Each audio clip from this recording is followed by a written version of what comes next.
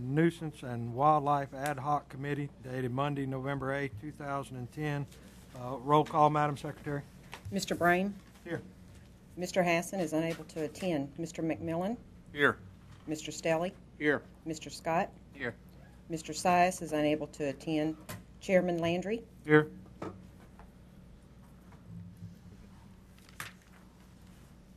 Thank you. Item 3, receive report from staff regarding wildlife sightings in densely populated areas of Calcasieu Parish. On October 7th, 2010, the police jury held a discussion regarding wildlife sightings and problems associated with those.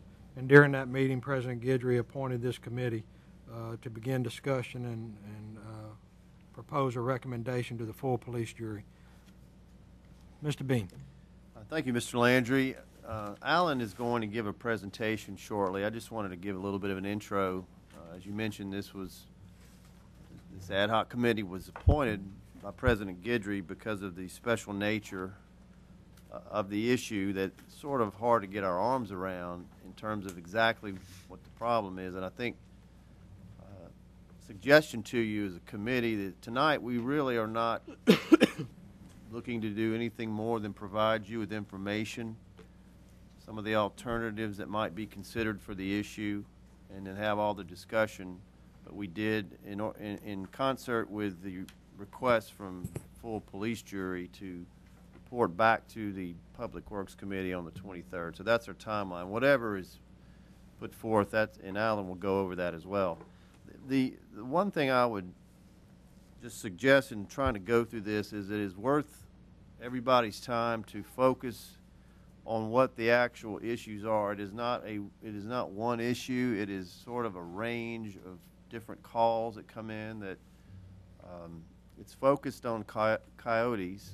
We call it the Nuisance Wildlife Ad Hoc Committee just so we don't exclude something, but that's really the focus of this. And Mr. Robinette with Wildlife and Fisheries did a great job back on the 7th in explaining the issues of dealing with that. But with that, I'll go ahead and ask Alan to give his presentation and then, of course, take any questions. And there are some speakers we have for later from the public. Thank you, Mr. Bean.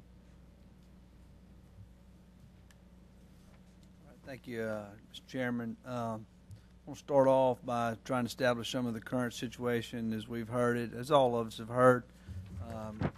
Just briefly, we have some sightings, we have some reports of property damage, we have reports of pet attacks, and we even have a report of a citizen attack at this point.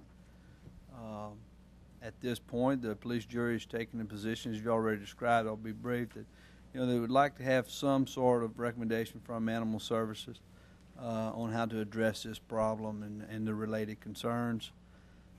We heard from Wildlife and Fisheries. They were pretty clear that while they've taken a number of administrative steps to adjust some of their laws and to make it easy for people to deal with the issue as best they could, that they were not going to be in a position to monetarily participate in much of the coyote issue.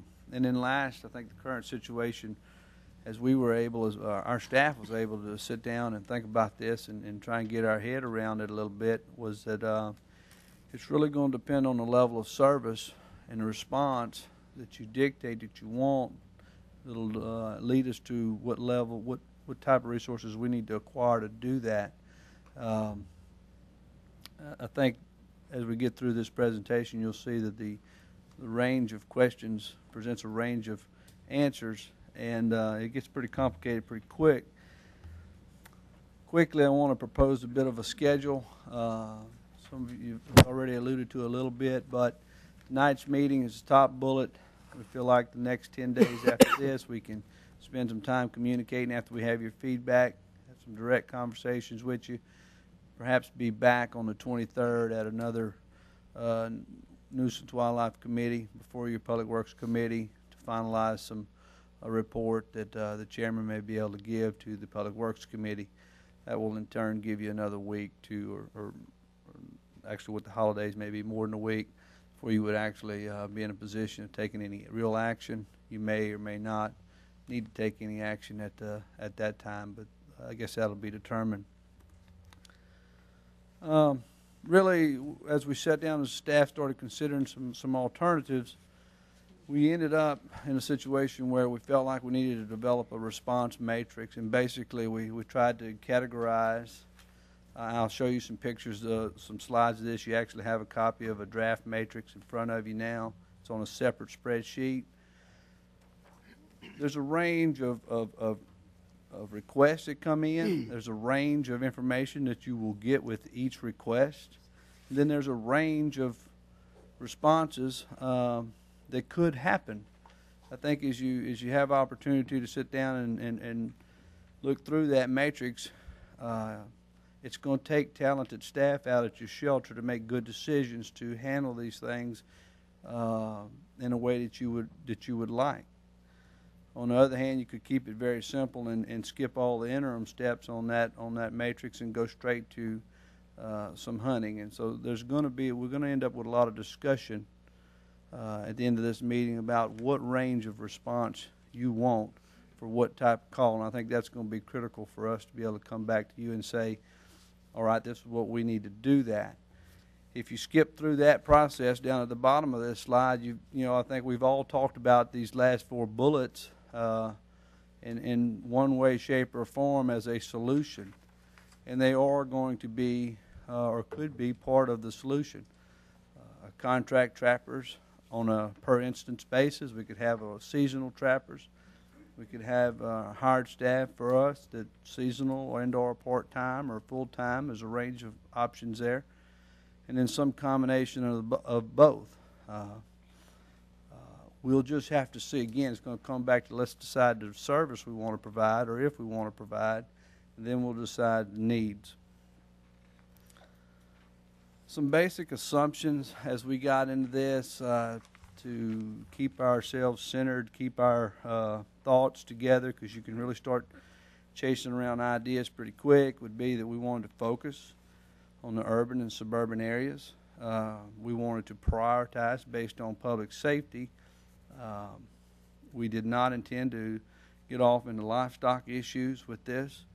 And no matter what we do, it's going to take a coordinated effort with all the available agencies to really get a handle on this problem. And with that, I tell you, one of my future slides, I don't think anyone's truly really gotten a handle on this issue. So without a doubt, we've alluded to keeping logs and communicating together and working on the problem in a cohesive way, but we believe in that strongly. Just at this point, there's no magic solution to go to in some other community to see how they've done it and accomplish this. So those are some of our assumptions. We're here tonight to present those. In case we've made some wrong assumptions, then that's what the next 10 days are about.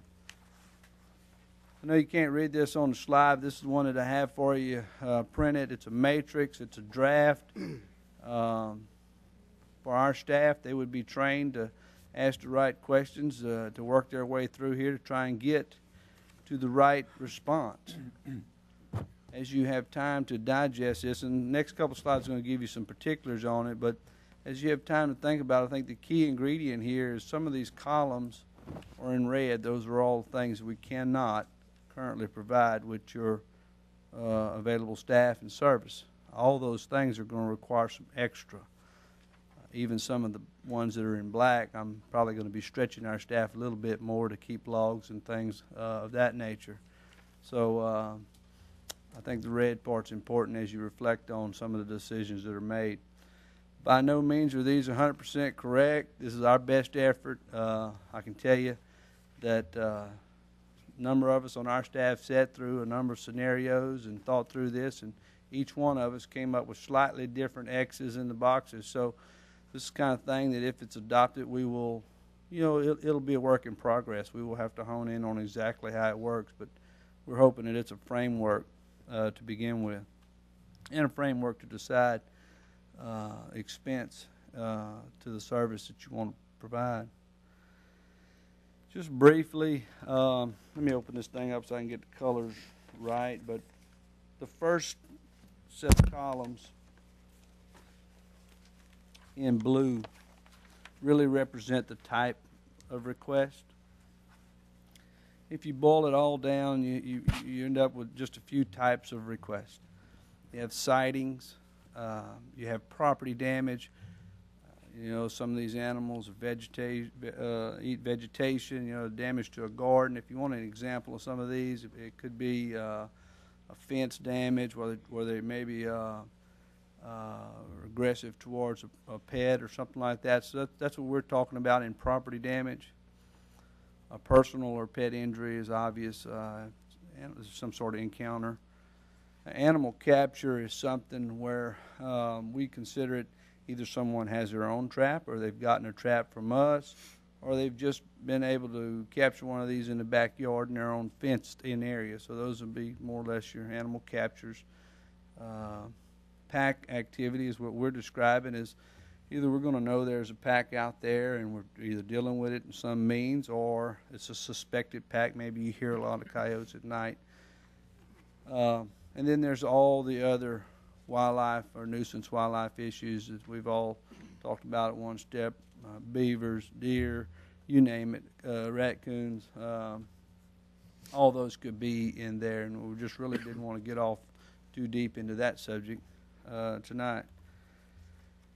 The next level of columns, I think it's red, is really the decision information. This will happen at the instance of a phone call when the clerks they're dealing with the they have the call. They're going to try and ask a range of questions to get as much information as they can.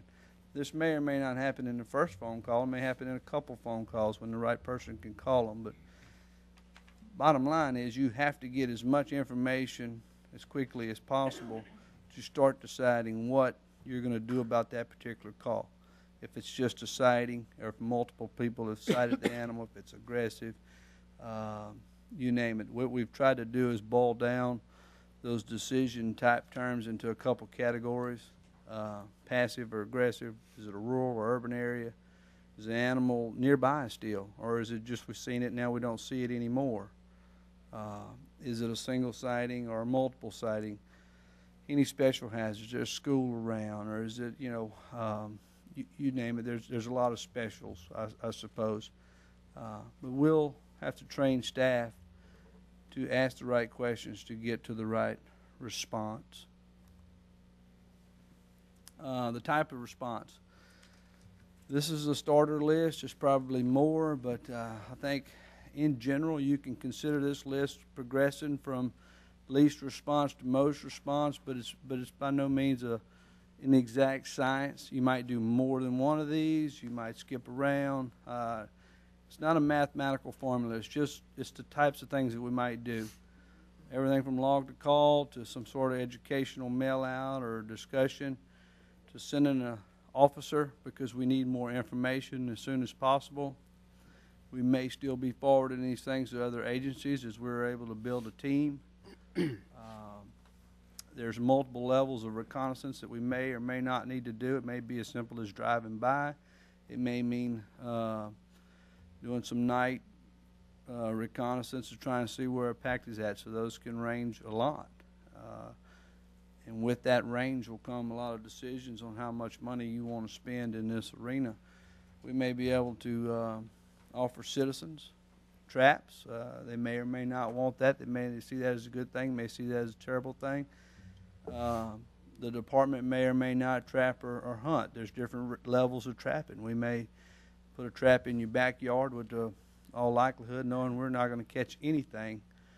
We may spend a significant amount of time and resources out in the middle of a more rural area, where we know we're going to be able to eliminate a pack. So there is a range of responses in each one of these, really, that can happen. That's why it's, we all kind of, that earlier slide, I hesitate to say let's just decide on what to hire a trapper in-house or a contractor. I think it's a lot more complicated than that. We will ultimately have to make that decision.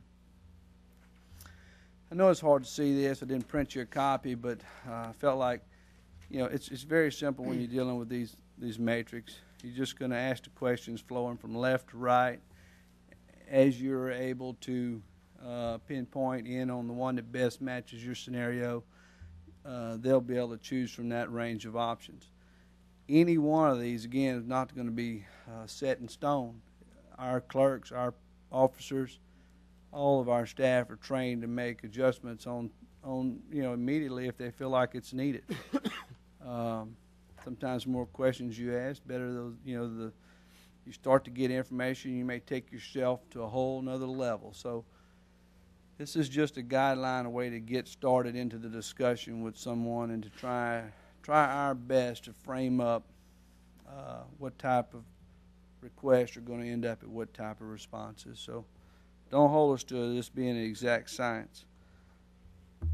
Some considerations. I'm essentially done with the presentation, but some considerations that we'd like y'all to understand. I know you already understand. Just want to make sure it's said that the Animal Services Department's funding comes from basically the health unit grant from the general fund, joint service agreements with City of Lake Charles, City of Ioway, places like that. Then there's our in-house revenues, and that's going to be licenses for dogs and cats, citations primarily, dogs and cats, microchip and a few other minor revenue sources. But anything that you decide really doesn't have a source of funding. I want to, I sat down with Claude for a while today, and I want to make sure that I reiterate, guidance he gave me on this was that short of the proper funding being put in place for this, that both of us realize that to add service to a department that's already asked to do things with the amount of funding that it has is only going to create a long-term decline in the service that we have overall. And I'd ask y'all to really evaluate that as we go through the decision-making process. And, I think Dane's done the most research at this point. I don't see him in the room anymore, but I think he's read the most on success on the internet. And to my knowledge, I don't know that anyone's really been able to solve this problem. I'm not saying we should give up. I'm just saying we should have a very realistic approach to what success is going to be. And with that, I think I'm done with the presentation. I'll sit down and answer any questions we can. I want to thank Teresa Champeau, who's worked very hard on this, and David Marcatel. We'll do our best to answer your questions, and we're gonna write down everything you say and try and come back with some better information next time. Thank you, Alan. Yes, sir. Do you have any questions from the jurors? Not for Alan. I do for the lady from Wildlife. Any questions from Alan? Brian? There's a lady. Corey, you want to come up, state your name and address for the record and your position with the state? My name is Corey Leglue. I'm a wildlife biologist with Louisiana Department of Wildlife and Fisheries, and the address is 1213 North Lake Shore Drive. Mr. Stelling, Thank go you. ahead. Thank you, Corey, for coming. A couple of years ago, we had a gentleman over here. We had the same issues about coyotes. I know everybody remembers that. And then the other gentleman who was here the other night stated that the first guy said that if you leave lights on at night, that was a deterrent for them to come closer, to your residence. And then the gentleman that was here the other night said no, that was in fact not. Can you kind of clear that up for us? I don't think we really have any way of knowing for sure with some of these animals what's going to deter them or not. I think we may have an issue with some coyotes interbreeding with dogs, which completely changes their natural behavior. So, it may help. It may not. I don't think. How there's a about definite jumping answer. fences? Will a coyote jump a fence, literally just jump it, or does he climb it? I think if it's in a situation where it's afraid, it's going to do whatever it thinks it needs to do to escape. I've heard that. I don't think that's necessarily true. Leaving food out and stuff like that, though. What I'm trying to do here is just, what can we find that homeowners can do that's very simple, that's no out-of-pocket money or anything like that, that they could possibly do to deter?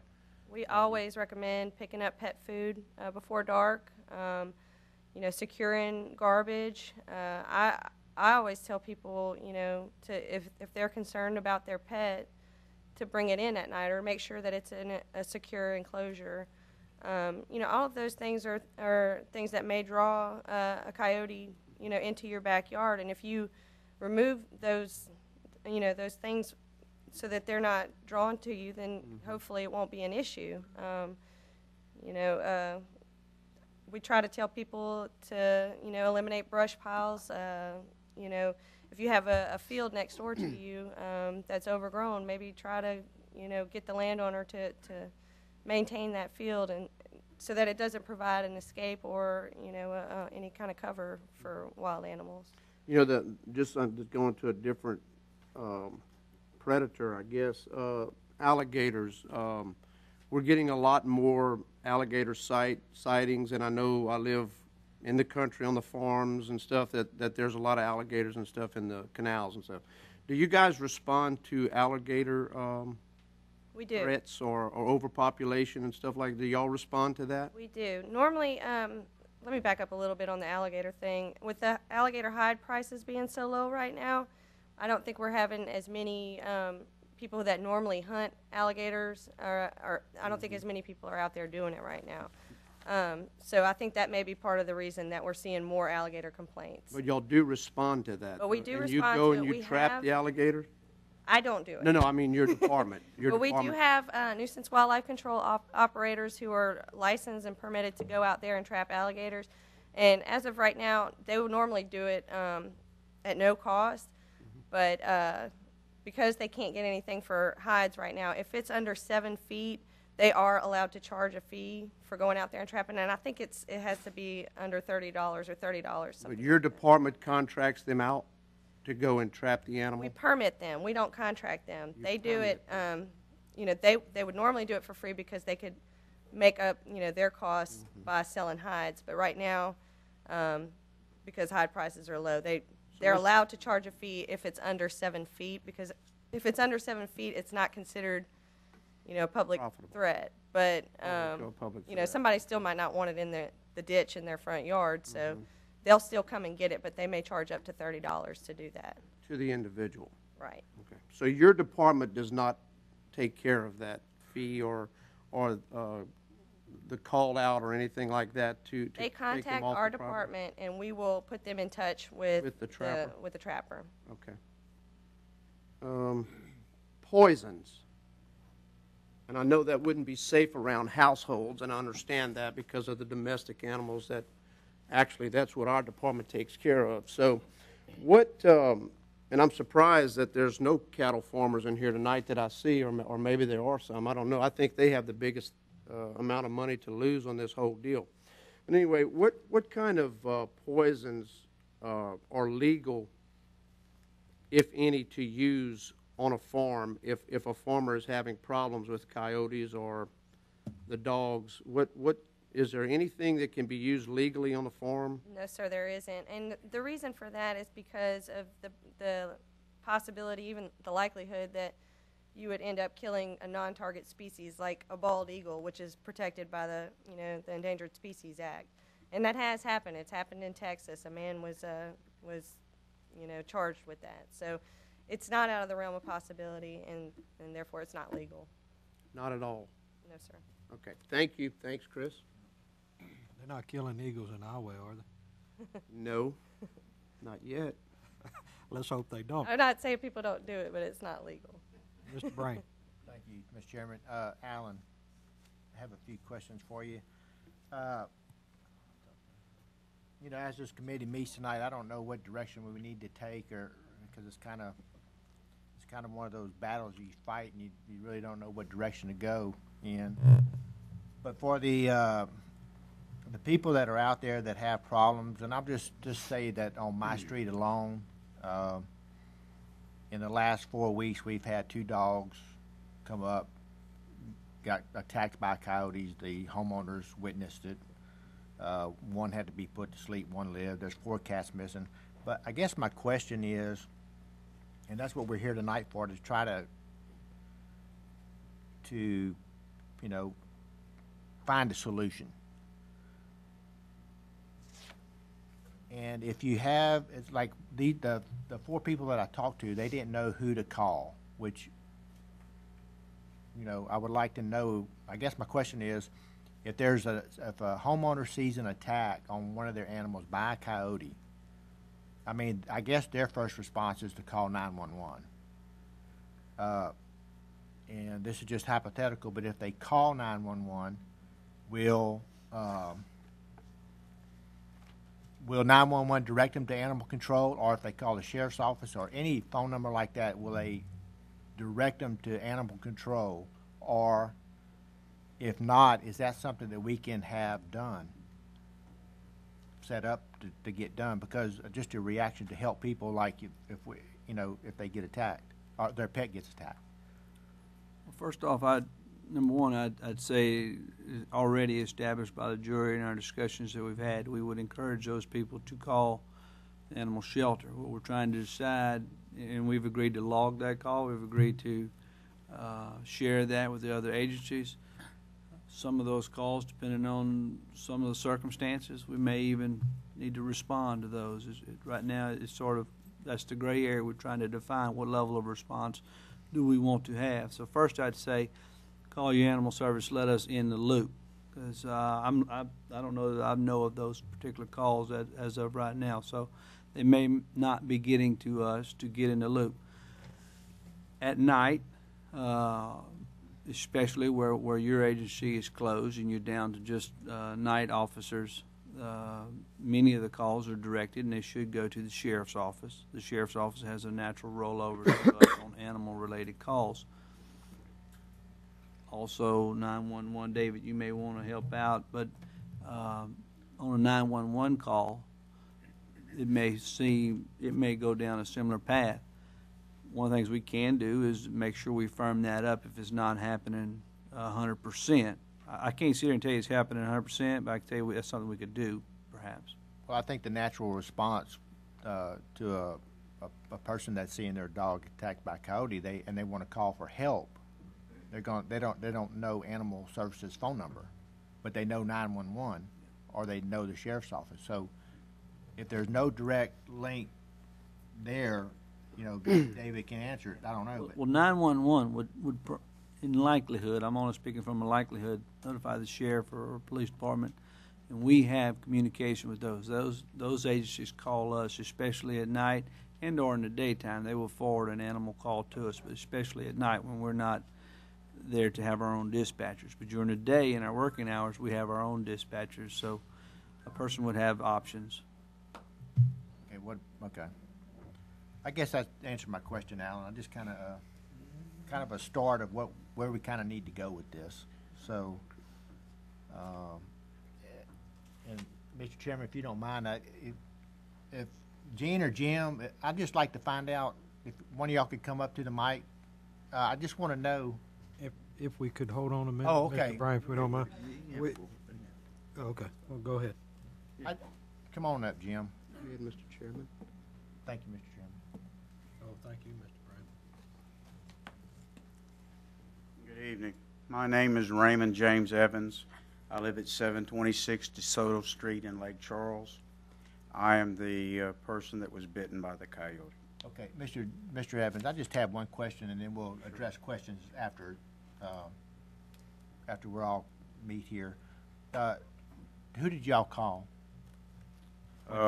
When we returned home, my wife called Wildlife and Fisheries as the title, Wildlife and Fisheries. Of course, we had gone to the hospital, and we had taken the dog to our family veterinarian. Okay. He was the most knowledgeable person in this whole event, was Dr. Lofton. Yes, sir. Okay. That's what I wanted to know, Jim. And after later on, we're going to take questions, and I want to hear more of your story. Sure. But I just kind of wanted to know that, just for an example, like you didn't know who to call. We did not know who to call. Okay. We're going to try to address that and come up with some solution for that, so the general public will know if they get attacked or get bitten or whatever, they'll have a direct, we can get them a link. So thank you, Jim. Okay, thank you. Thank you, Mr. Chairman. Okay. Corey, if you wouldn't mind, if you could come back up, some jurors still had some questions for you.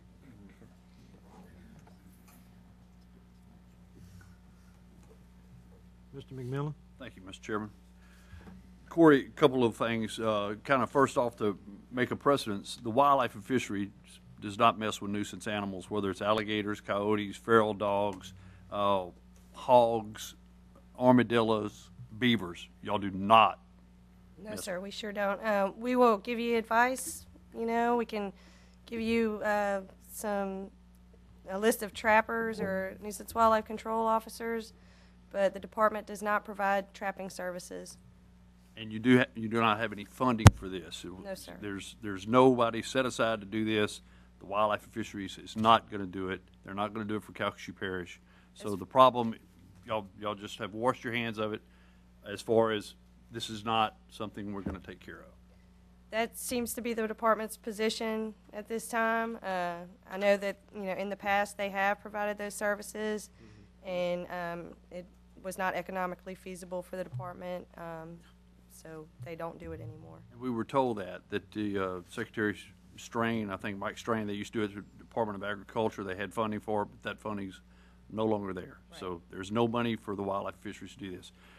Great resource of education, great resource of knowledge, but as far as y'all doing it, that's not going to happen.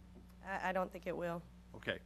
With what you're seeing and with those 5 different animals, or 6, the coyotes, the wild dogs, the feral hogs, the armadillos, the beavers, do you feel like there's a problem in our parish? Absolutely, and I mean, it's a problem nationwide, and I don't think it's a problem that's ever going to go away. Now, we may be able to do some things to make it a little better locally, but I want everybody to realize that it's here to stay. This is going to be an ongoing problem, and it's going to require ongoing funding if it's something that you decide to do.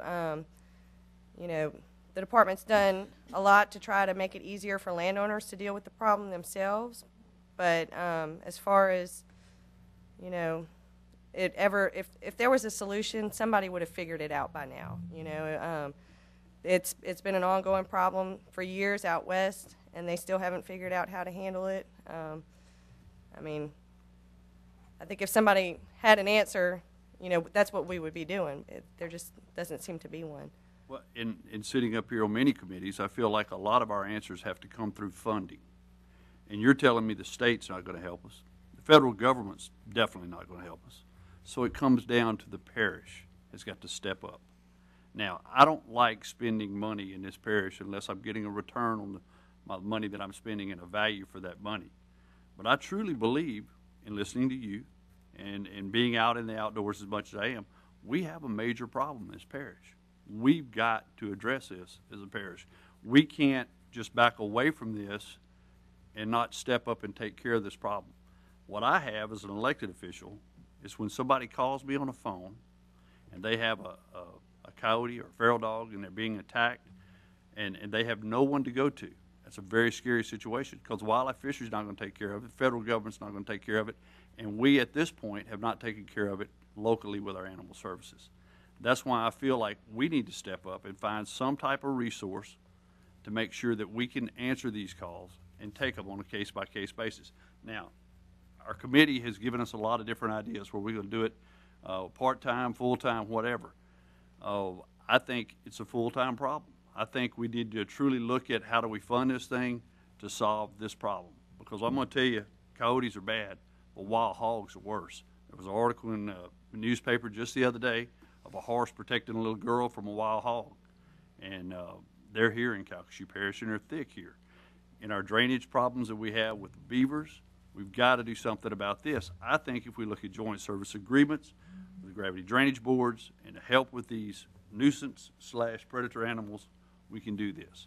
It's all about funding, and the funding's going to have to come back from somewhere with the parish. So I think, Alan, what I'd like to do is maybe you looking at ideas on funding resources of, you know, where can the money come from? Can we truly do joint service agreements? Would the cities buy in, each city buy into a parish-wide nuisance, a parish-wide predator control guy that would work through our wildlife, or work through our animal control services?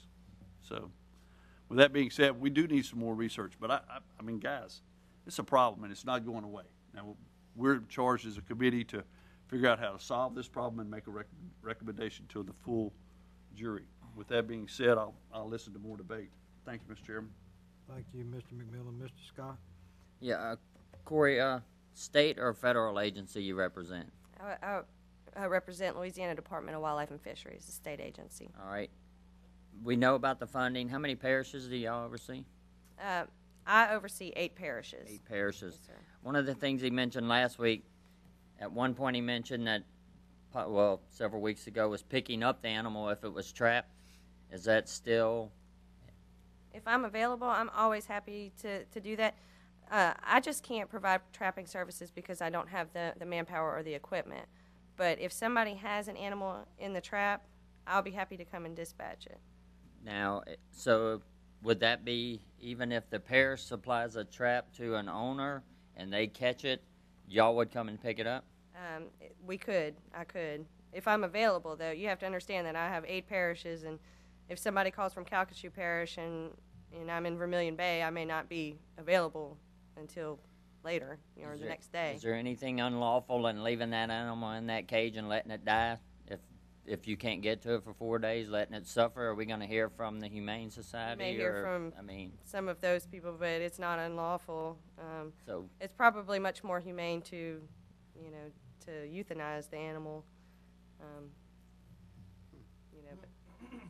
But as far as funding goes, one of the things that we would look at is if we trap it, that would be the less cost for us to just let it sit in that cage, not go pick it up, not go euthanize it or nothing, and let y'all come pick it up. That's one way of gathering some funding back on that end. We just trap it and leave it where it is till you can get there. I'll do the best I can to help out with that. I'm happy to do that. All right.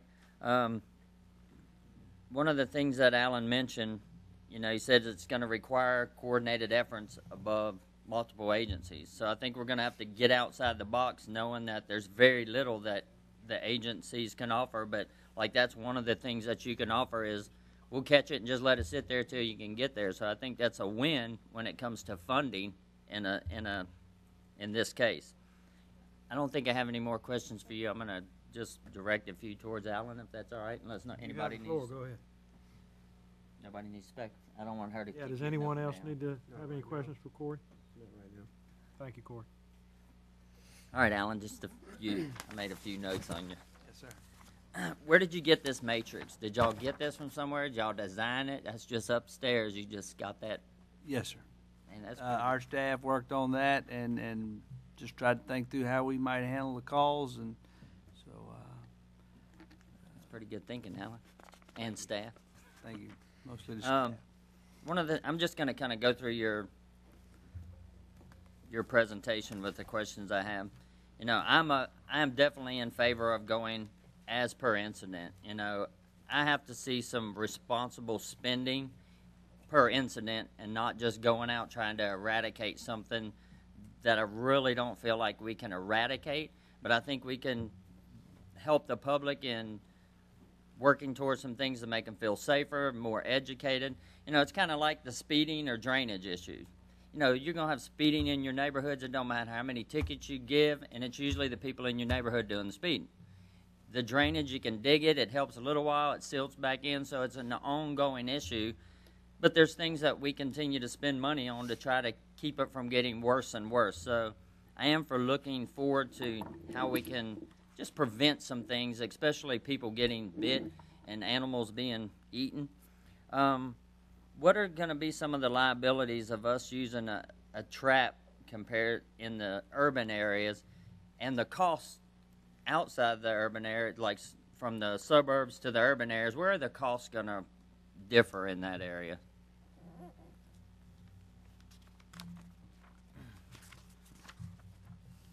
The trap issue, if I can answer it first, the liabilities with the trap, I think we had some discussion already that there's different kinds, and there's non-lethal and lethal, and I think either way we would be giving our trapper the guidance to try and use a non-lethal. We would probably, if hold our pattern, we would do everything we could to go the conservative route of not getting the wrong animal one way or another. So we would be looking at non-lethal. I think there's still going to be some risk there. We're still going to have some bad days. We're still going to probably get the wrong animal. Let's, I think at that point, hopefully those snares are gonna work correctly, and we'll be able to release that animal with a minimum amount of damage. But I think we're gonna have some bad days, and we're gonna have some liability. Now, what that adds up to, I don't know. When, you know, my focus is public safety, just like you said, it's not intended to address the livestock concerns, but how are we going to, you know, where do we decide, you know, if a farmer's calling, they've got packs of coyotes, so we're going to kind of go off of a pack instance or a sighting compared to closer to the cities when you say, you know, focus that area? I think that's exactly what we tried to capture in that matrix, and we don't know the answer to that, Mr. Scott. We're going to have to decide how much resource we want to put to that, and that's what it's going to boil down to. If you work your way, you know, if we had a little more time, work your way through those matrices. If it's a urban or a real rural area, and it's just a pack that we know about, honestly, I don't know that we should be doing a lot about it. If it's tighter in and there's more of a public safety issue that we can pin down. We have pets missing, we have bites, we have those things. I think that's where the resources are going to have to be allocated. I cannot imagine we're going to have enough resources to, even if we hire the trapper full time, to think that we're going to go way out in the rural areas and spend a lot of resources out there trapping coyotes. So again, that's what it's all about, trying to get you guys to establish a level of service that you would recommend, and we're going to have to try and put a price tag on that. When we get into your types of requests, you know, where it talks about your animal sightings, you know, I think it's going to be good for info, just for people to get on the system of reporting. Not so much of an action being taken, but the more reports we can get would only help you gather areas where things are going to be a little more sensitive, considering if you're in the city, outside the city. When we get into property damage, though, I mean, are we really going to worry about a garden? Compared to, I mean, I know maybe it's a little insensitive, but I'm more worried about people than a garden. Now, for informational purposes, I think we'd want to know, but at what point do we decide the taxpayers' money needs to be spent on worried about their garden getting tore up by, now, if it's a hog or something, you know, so, you know, how would you consider the difference in a coyote or a hog tearing up their garden, and at what level do we spend money in order to take care of that problem? Yes, sir. Again, same thing. I agree with most everything you say in there. Logging it, documenting, I think we will all become much wiser over time on where the resources probably should be. I think we'll get a more realistic picture of how much is going on. You know, as we're able to document that, we'll be able to track how the wild hog situation is moving in, if that's a good term. I think we're going to have to draw some lines, though, when that wild hog gets in. I mean, you've met a lot of gardeners, I'm sure. They are very passionate about those gardens, and rightfully so. When an animal's going to come through there and tear that up, and we've taken on this initiative to be some form of a wildlife nuisance trapper, I think we're going to get that call. We're going to either have to tell them, yes, we're coming, or we're sorry, and here's our educational thing, maybe build a fence, you know, remove the food source. Not sure what the answer will be, but we got to determine the level of service, and it's going to vary. When we get down to pack activity, is there a way that maybe as the parish, that's where we could take on a little bit more of a role in trying to, you know, of course people calling in, but if we can find where there's more packs out there, you know, and put a little more emphasis on trying to eradicate some of these packs to kind of slow down the bursts of these coyotes and coy dogs. So maybe look towards how can we identify packs, you know, in the parish, whether it is rural or suburban. That would make it easier, I think, on the parish to be able to identify areas to kind of focus on. If I could comment on that, I do agree with you that can be an area where we can feel like we're doing some good. I'm discouraged when I read the reports that I don't think we're actually going to do much good in that regard, because they say those packs will move right back in. But we will know where some of these packs are, and I don't know that it's just eradicating the pack. Maybe we're going to go with the food source. we've discussed some of the issues around the McNeese Stadium. It's more of a food source issue than that's drawing coyotes to that area, if I understand it correctly.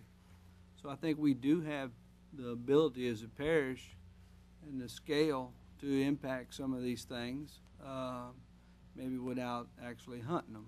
It may be educational. We have a lot of resources already. So some things we can do, and it's never going to be a total yes or no. It's always going to be, just like we handle every issue here, as much as we can do with the means that we have to help as many people as we can. That's the mission of the parish. So it's going to be hard to put a yes or no, and that's just why, again, let's don't just run out and hire a trapper. We need to think about how we want to handle the service. I'm all for not hiring a trapper, but anyway, we'll keep moving for just a few more. Educational mail-outs. We definitely want to educate. We understand that's going to be a major issue, but CGov, they're going to watch these meetings and they get something, but, if we could put together something on CGov that's very informative, what you should do, shouldn't do, and run it, I think that's probably cheaper than a lot of mailing outs and things like that because we're already doing that.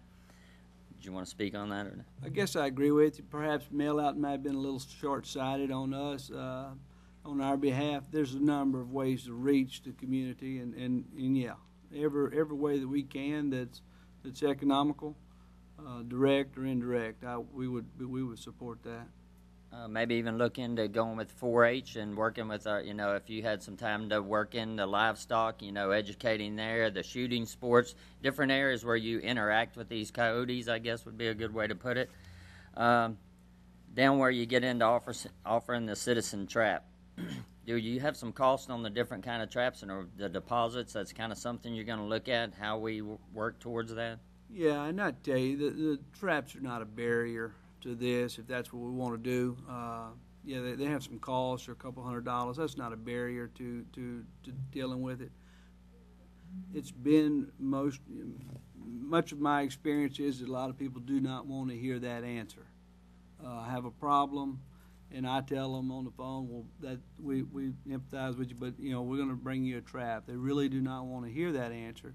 It's a lot of times the best one we have. I think it's one way to approach the problem, and it shouldn't be about the cost on those traps. Well, maybe instead of, if we did go set it up in this, I'm just throwing this out there again, I just throw stuff out there. Instead of calling it a deposit, maybe it is $25 for us to go set a trap, it's going to come out of taxpayer money somehow. So to come out of your own pocket, I guess is the way I'm saying it. Maybe it's just as easy for you to say, hey, look, we're trying to work this out. We just need, some way of funding this, and right now we don't have it. So we can come set a trap, but the cost is $25, and that at least helps, a source of funding in that area. If it's in the city or whatever, and then you get with, I don't know how you're going to work it all out with the cities. They don't already. I know just taking care of their dogs is an issue. So coyotes, we'll see. Last thing, and then I'll leave you alone, is when we talk about departmental trapping or hunting, I'm more speaking on the hunting end. Where are we going to get into liability issues with us going out and literally hunting these animals? Or where do we get into liability if we start having incentives for people to kill coyotes? Are there some kind of incentives that we can have for people who can kill coyotes and bring them to the public works and say, here's the 10 I killed last night? I mean, is there anything we can do for them? Do we give them something? That's a good question all the way around. I don't know that I have any of the answers. I want to refer to Mr. Smith on some of the liabilities. We've had some discussions. Our trapper, contract trapper, there's going to be liability when something goes wrong. I think y'all sat through enough lawsuits to know that you're going to be included if something goes wrong, whether we did it or not. So I think there's going to be liability. How we deal with that will bear out how much it costs us.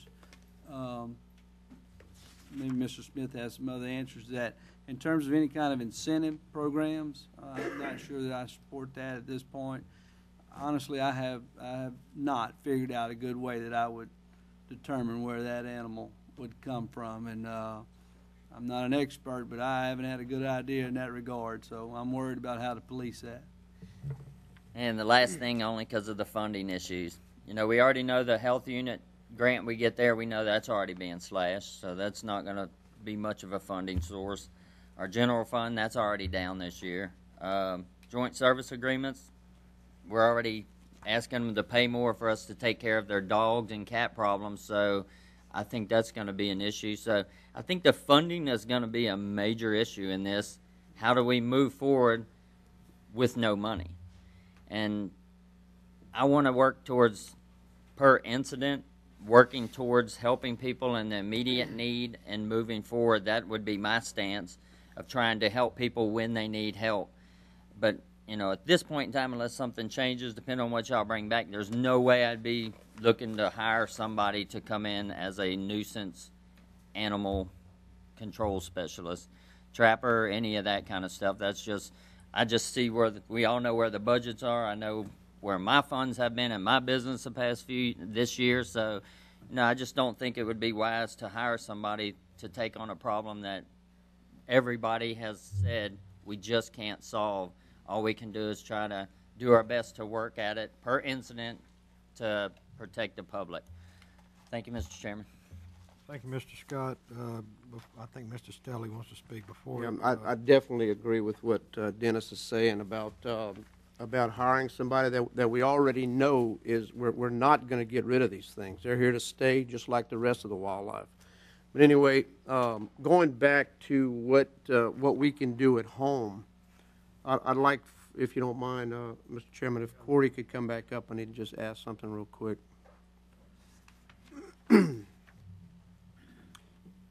Have you done, in your studies, have you done any studies personally on coyotes? Yes, I have. Okay.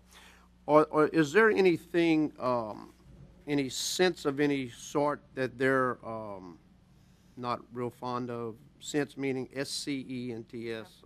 Like for garbage, let's just say Mom used to make us throw the garbage on the other side of the fence, the leftovers, you know. Is there some kind of sense that they're sensitive to, that individuals could put the garbage in a bag as opposed to just dumping it in the trash can like I do and my wife fusses, but that's what I do. Is there not something that they're sensitive to that they could package that with and put it in the trash can so they're not attracted as much? I don't know of any repellent on the market, but I have, just anecdotally heard that dogs in general don't like the smell of cayenne pepper. So I don't know if that would be. I think that's cats. Is it cats? I really don't know for sure. I think. But you don't know of anything that I there's don't know. not anything on the retail market out there. There's snake rid, things Yeah, like but that. I've heard that doesn't really work. Doesn't really work either? Okay. Just trying to find things that we can do at home, that it's not really expensive or anything that individuals can do. But I appreciate it. Okay. Okay, thanks. Thank you, Chris. Any of the jurors have any other questions? We have a number of blue cards here. Before we go to that, I would remind the committee, back on our meeting on October 7th, I had gotten a call from Mayor Roach and also one of the council members that both committed to help us in the funding of taking care of this problem. Now, I'm sure the full council would have to approve that, but at that time, they both did commit to their willingness to help. I do have a quick question for David Markendale. Go ahead, Mr. McMillan. I do have a quick question for David Markendale. And David, I know you've been with Animal Services for a long time. I know that you're a sheriff's department guy and a guy that can shoot a pistol. If Corey wasn't available to take care of a trapped animal, would that be something that you could add on to your line of work? I do have the equipment to be able to eradicate. We would probably tranquilize and remove and just euthanize at the office, though. Okay, so we could do that if instead of letting it stay there for 4 days. I guess that would. I would much prefer to do. Okay. Thank you, Mr. Chairman. Thank you, Mr. Scott. Yeah, but we're getting into the cost of putting it down like that, and we're trying to figure out a way of something that, so can you tranquilize it, then take it and have you a nice little room that you shoot it in, there are bullets, little berm, like they have. I could eradicate it in the cage also. I have the, right. I could shoot it in the cage if that's what you're asking, yes. That's what I'm asking. Bullets are cheap? Yeah, they're way cheaper than you know, putting it down and the process of doing that and more heating to cremate it and all. Well, you might have to do that anyway, but just shoot it. Thank you. Thank you. Okay, first speaker, Mr. Charlie Atherton. You would come up, state your... Y'all need to write that down. I think that's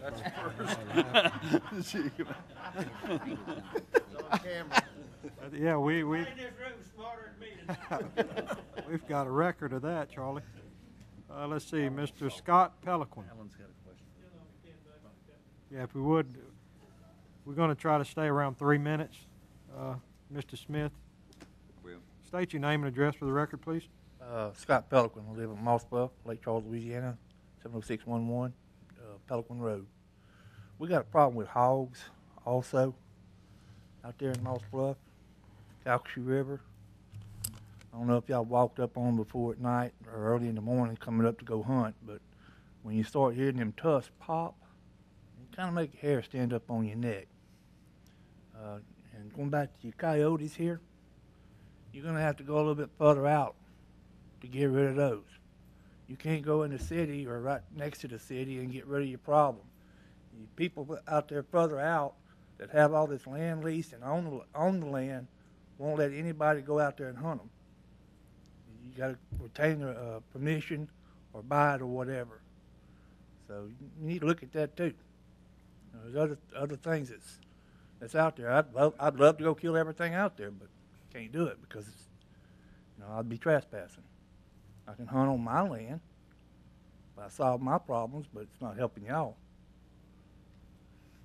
That's about all I can say. Hold on 1 second, Mr. Pelican. We have some questions. Mr. Brain? The hogs, are they affecting anybody around where you live? Any of their... Yeah, they had done over $300,000 worth of damage to a sugar cane several years back, and they quit planting rice right there because of that. The hogs they tear everything up. And on your coyotes also, y'all might want to think about a bounty, instead of paying somebody about an hour. We thought about that. Bring a year in and get $10 or whatever. The ammunition is what costs right now. Ammunition and your fuel. Thank you, sir. Thank you, Mr. Pelican. Next we have Mac Fontenot. Yes, sir. You would state your name and address for the record, please. My name is Mac Fontenot. I live at 6215 Tommy Bear Road, Jude. Been out there September 21st of last year. I got coyote problem. I'll tell y'all the facts. Like this, somebody that spoke said a bullet would be more easy. But me and my wife was going out my driveway. I live right down the corner. Tommy Bear and Todd Jude. The Baptist church house is right across the street. They got a vacant lot across from me. Well, my wife was backing out, and she turned the car around and shined the light. This was a big old, he had hair standing behind his shoulder. Now, make the long story short, I know you said we had 3 minutes, but I have grandchildren. They wander on my place, they ride their bicycle, they track the big driveway, double wide the driveway. They go in my field, they go in the back. And now this coyote, what we seen Saturday night, this booger here must have weighed about 85 pounds. And his eye was just like a spotlight on a flashlight. Because the car light was shining dead to him. And he was looking, and we didn't see the car then. So I said, move over, baby. So when she got over, I speeded up the car, and then he hit the bushes south. They got a neck of woods over there. And Friday night, me and my wife was sitting on the car porch on the east side of the ranch, that horse ranch behind me. We were sitting on the car porch, just reminiscing and looking. She said, look. So I looked, and I believe that was the same one, the big old black one with the hair standing behind his head. Well, a 30-30 Winchester from under my porch, I could have got him, but skeptical about shooting a gun there because you got people around there. So anyway, make the long story short, I seen 2 incidents of the coyotes down the street. Woman had a little child dog on a leash. Coyote come across the street. Now I'm looking down the street because there's a dead end over there. Got a cow sock where you could turn. Dead end. The car can't go around. So I'm looking at him crossing the street and grabbed the dog and went in them bushes and had breakfast. The second one, he run my dog in my house. So I grabbed a shovel. Didn't have no gun or nothing. I'm glad I didn't. But I got a shovel and an effort to hit him, and he took off and went across the wood where I couldn't. I'm 70 years old. I can't. I run a coyote. He got 4 legs anyway. So I'm having problems. The coyote is really terrorizing my neighborhood, and I ain't been there but a year. And I know about what could be done. I know it's not funded, but I wish y'all could do something about it because it's the coyotes in the pack. Saturday night they had a song. Yeah, woo, woo. I mean, you could stand on the carport and hear 'em. It was a pack. I could hear them under my carport. That rancher, that horse breeding farm behind me, he told me the same thing. He said, Mac, did you hear that? I said, oh, yeah, they was singing. Looked like they was going to prayer meeting. But that's the issue there in my neighborhood at 6215 Tommy Bear Road and Todd Jude. Hey, Mr. Fontenot, before you leave, we have a question for you. Mr. McMillan? Mr. Mack, so basically what you're telling me is you've got a coyote problem and Yes. you need, as a citizen of this parish, you need this parish to step up and help you. Yes, sir. That's what you're telling me. That's what I'm telling you. And I think there's a large number of constituents that feel the same way that you do. And I have children that plays out in my yard. Now, this booger here we seen Saturday night, I mean, my little 4-year-old grandkid was riding his tractor. It wasn't nothing for him to bump him off that little tractor, little motorized tractor with a battery. It wasn't nothing for him to get a hold to him. And my grandchild is 4 years old. So who's to say what other next incident going to happen? So this dog here, I mean, you see the size of a German Shepherd? He was that size. And he had hair behind, man, looked like he didn't want to go. I speeded up my truck and I run him back in the bushes. And then he went in the bushes and looked at my truck, and that's where we saw his eye. So whatever y'all could do, I mean, I appreciate very much. Thank you, Mr. Mack. Appreciate it. Something's going to happen out there. Thank you, Mr. Fontenot. Next, we have Mark Parham. Would state your name and address for the record, please. Mark Parham, 3065 Old Town Road, Lake Charles. Each and every one of y'all have touched on the base. Mr. Wainwright, education, educating the public to what can be done as far as the food situations. We all know, and you've said it, there's no solution to this problem. This is a start, though. Mr. Hassan had the start. He saw the need on October 7th for traps. $1,000 would bring you 5 traps of the have-a-heart traps. Whether they caught a coyote or a dog or someone's pet, they're not going to kill it. The animal would be in the trap. If it was someone's pet, it could be released. I've looked into these traps. They run between $150 and $200, as Mr. Robinette stated. $1,000 is a good start. The hog problem, same thing, traps. I travel the parish every day in my line of work, and I've talked to a lot of people. Moss Bluff is starting with the hogs. Sabine area, Refuge, Starks, Vinton, a lot of hogs. But a lot of this is also hunting property. Again, as this man stated, if you can't go on somebody's property and hunt without their permission, you're going to be trespassing. You just can't expect this to go away. It's going to have to start with public education, the flyers. Y'all spent many months, or I say many months, many meetings educating us on y'all's need for a tax proposition to be passed. Perhaps maybe it's time for some more town hall meetings to educate the public on what can be done with this situation. Mr. Spell brought up the subject of the hiring freeze, and I think we all know here, pretty much all of y'all have based y'all's information that y'all do not want to hire a full-time person. I do not, and there are many people that do not want to see a full-time person on a regular basis. Mr. Markentale stated he can carry a firearm.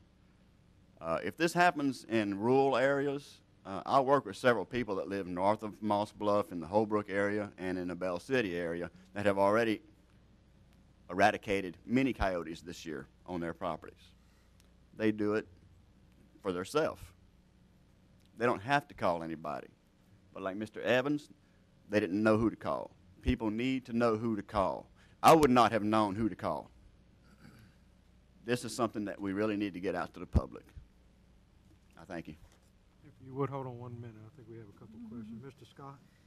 Just since you did some information, and I'm on a trap, is it going to hold an 85-pound coyote? Yes, sir, it will. I mean, there's different sizes. And these, it's probably $200. It will hold the coyote. And it's strong enough. This was the same traps that Mr. Robinette gave in his presentation on October 7th. All right, thank you. That's all I had for you. Just that one question since you did. One other thing, y'all had mentioned. In fact, Mr. Stella, you had mentioned checking into with the Louisiana, our local legislators. Has anything been done on that basis? Well, I think she answered the question on that. She's from the Department of Wildlife. There's no funding for that. Oh, I thought you had, on October 7th, I thought you had Well, I mentioned. requested it, but I mean, you're going to be talking to a brick wall. Well, yeah, I talked to one of our local legislators, and there's just no funding for that. I mean, there's 64 parishes. None of these parishes have a full-time predator hunter. It's all done on an as-need basis. They're not going to solve the problem. No, they're not. They don't have. They're not going to do it. One question for Brian, and then I'm gonna. I think he wants to say something. Brian,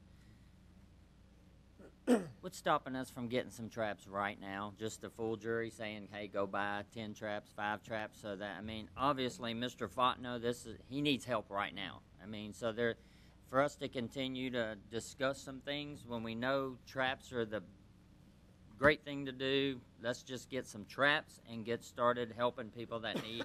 I mean, Tom Abear Road in his neighborhood, he sees them, they're right there. Yeah. What are we waiting for? Just buying some traps and start putting them out there. Is that because we need to figure out if people are going to pay us to set them or the deposit? I mean, where are we? And I was asking Brian, but if you want to send it to Alan, that's. I will, but I would say if that were the effective solution, that would make it a lot easier. I'll let Alan answer that. All I was going to say, to Mr. Parham's question, I think it's a good question in that it's true. I don't think we're going to get anywhere getting state funding to go catch them, but we need to be resourceful and creative and put the state and anybody else to come in with us on the spot, if you will. In a public education effort, there may be some ways to fund that where they just can't go send somebody out on enforcement issues. But if the police jury is willing to do that, and as a staff, we want to get your feedback, but we really think at a minimum an awareness effort is a very effective tool, and you can be progressive where you go from there, but it starts there. And we should include wildlife and fisheries and the city of Lake Charles and the sheriff's office and others. There's ways they get information out. As modern day as we are with Facebook and web and iPhones, tell you just word of mouth by a lot of people about things to do is still very effective. So I think even if it's not a monetary donation, we would bring them in with us to help us with the solution, because it's going to take more than just one agency solving whatever we can do here. Yeah, but Alan, I just want to, we know we're going to get some cages. There ain't a person up here that would say we're not going to buy no traps. There's not a juror up here that said we're not going to buy traps. what are we going to do to buy some traps very soon and start putting them out? That's a start. Don't cost a lot of money. We're not talking $60,000 for a person and a truck. Alan Wainwright. The cost of the traps is not the barrier. You're right. The traps shouldn't be an issue of buying the traps is not the issue. It's the level of service you're going to do with that trap, and are we just going to have them at the shelter, and they're going to be able to come get them? I don't think these traps are going to be very effective if you don't know where to put them. We do not have the resources to get into the where to set the trap business. If you just stick this out in your backyard, I'm thinking you're not going to catch very much. You got to know where to put this trap. So we can have them stacked up there. If they're not productive, they're not productive. It's a feel-good thing. And I think a lot of people will enjoy saying that they're trying to do that. Some people may be better than others. I just think you have a lot of service behind buying that trap that you have to put into the equation. We don't have the officers now to get to the dog and cat calls, much less do we have the officers to go do the reconnaissance. If you look at that matrix, to put that trap in the right place, I think you got to do your homework. Or else we're just sticking a trap in the backyard that's not going to be very productive. One last thing, and I'm going to direct it towards you, but it's also something one of your Tea Party members said at a community meeting when we were talking about boat launches, and he was like, well, we ought to be helping clean boat launches. Oh, I agree. That would help. But there's trappers out there that maybe they'll step up to the plate and say, hey, Alan, I know you got an issue. Maybe, y'all supply the traps. I'll go put them out where I think it's going to be. Maybe that's going to be with Mr. Smith now, where, maybe they're willing to donate their time in these areas where people really have a problem right now. So maybe that's an area to look at for us. I think some of the trappers that I've talked to might be interested in a minimum amount of that, but by and large, they're in it to make some money too. I mean, if I knew where to do it, I might do it myself. There's a certain amount of entertainment to that, but at some point, they're going to want to. They're going to want to be paid. All right, I'm done. Thank you. Okay, Mr. Smith. Mr. Landry, this doesn't have anything to do with the legal part here, but I'm in a big hunting lease over in the Chaffly Basin, and we have hogs, we have coyotes, we have everything over there. And there's not one coyote we've trapped that's put his head in a cage. Everyone has been on a trap that's hidden, that the coyote walks over and it grabs him by the leg. We've tried everything, every way possible. And I just don't think these have-a-heart traps are going to do anything, because they didn't call Wiley E. Coyote that because he's dumb. Those things are really, really wily, and they're very smart. And getting them to walk into a cage because you have some bait in there, I don't think they're going to be particularly effective. I think we need to talk to somebody who traps and ask them what's an effective kind of trap before we go buy some. Thank you. Thank you, Mr. Smith. Mr. Brame. Mr. Smith, that's exactly what I was going to ask. I don't think a coyote will go in a live animal trap. Maybe Corey can verify that, but Mr. Parham, the question was the traps you were talking about. What traps were you talking about? Those were the Snare cages. trap? Those were the cages. But yes, Mr. Smith made a valuable point. Yeah, I mean, not to argue with you, of course, but I don't think they'll. I'm not a trapper. Yeah, I don't think they'll go in a trap. But the snare trap, they will go in. I do believe. But then again, you may catch somebody's pet as well. That's where the education to the public comes in at. The snare trap will not kill them, right? I'm not a trapper. Corey? It may injure them. I mean, I've read stories where they have actually chewed their foot off to get out of it. How true these are, I don't know. I'm not a trapper. And as far as funding goes, you can buy traps. You got funding for that right now. Well, I'll address the issue on funding. I think the police jury, the issue at hand is cause for us to bring a recommendation to the jury that we need some funding. I'm not in support of a full-time trapper either. I think we can find somebody in-house to actually do on a case by case. But I do think that there is some funding that we're going to have to address this issue, because the last thing I want to do is wake up one day and hear on the news that a little child's been attacked by coyotes. Myself, you've already got three. You've already got 3 good target areas. Well, I know, and I get calls all the time about people losing their pets, and they were on their leash. So, Right. But anyway, I got off the subject there. I was just the main thing was the traps. But I think the funding issue, I just have to, disagree a little bit with Mr. Scott that we will have to find some finances somewhere. You still got it in your animal control. Yeah, I know. Thank you, sir. All right. Any other question, Mr. Parham? Thank you, sir. Thank you, Mr. Okay, Mr. Stelly. Just talking about the trap issue, and with Mr. Scott's recommendation to buy traps immediately, I'm not for that either. Because first off, like they were saying, you have no idea what to do with the traps, or where to put them. But talking about the state again, is that not something that the state can do, the Wildlife and Fisheries, to try to find out where the greater populations are?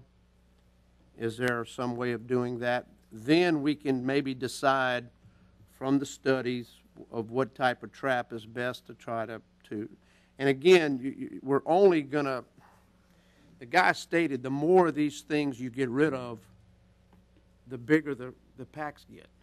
Because the food source becomes greater, so the animals are healthier, they breed, they have bigger litters. So you're not really doing anything there. But Mr. Fontenot has got a problem which I think we could consider an isolated problem. So let's just say that there's some determination made that in his area the packs are greater, or the sizes, or whatever, the numbers, or whatever. Is that not some way that we can get assistance from you guys to tell us where the biggest problems are? I think that, the public's going to tell you where the problems are. You're going to get complaints, and that's how you're going to know where the biggest problems are. Deer hunters go out weeks before to locate where the deer are. Mm-hmm. Now, y'all study fish and you study everything else. So you mean that there's no way for you to go out to find out where the greater packs of coyotes are? Well, I can tell you what they like, and that's something. But they also leave some things.